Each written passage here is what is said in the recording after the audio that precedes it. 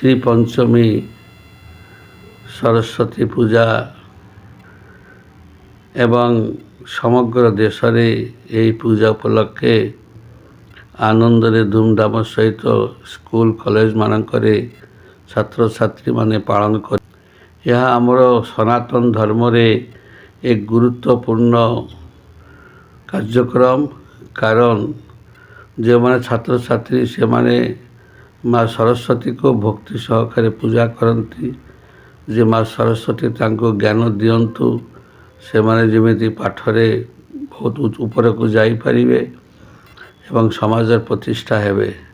ସେଥିପାଇଁ ଏହି ପୂଜା ଉପଲକ୍ଷେ ସମସ୍ତ ସ୍କୁଲ କଲେଜରେ ସେମାନେ କାର୍ଯ୍ୟକ୍ରମ ଆରମ୍ଭ କରିଛନ୍ତି ଏବଂ ଶ୍ରୀ ପଞ୍ଚମୀ ସରସ୍ୱତୀ ମାଙ୍କର ପୂଜା ପାଇଁ ସେମାନେ ବହୁତ ଆଗ୍ରହ ପ୍ରକାଶ କରୁଛନ୍ତି।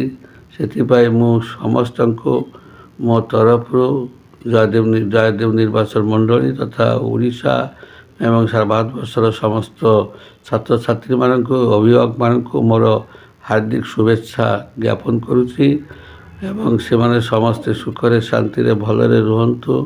ପ୍ରଭୁ ଜଗନ୍ନାଥଙ୍କ ଆଶୀର୍ବାଦରେ ଶିବ ବାବାଙ୍କ ଆଶୀର୍ବାଦରେ ସେମାନଙ୍କର ପିଲାମାନଙ୍କର ଭବିଷ୍ୟତ ଉତ୍ତରୋତ୍ତର ଉନ୍ନତି ହେଉ, ଏହା ହିଁ ମୋର ବାର୍ତ୍ତା ସମସ୍ତଙ୍କ ପାଇଁ।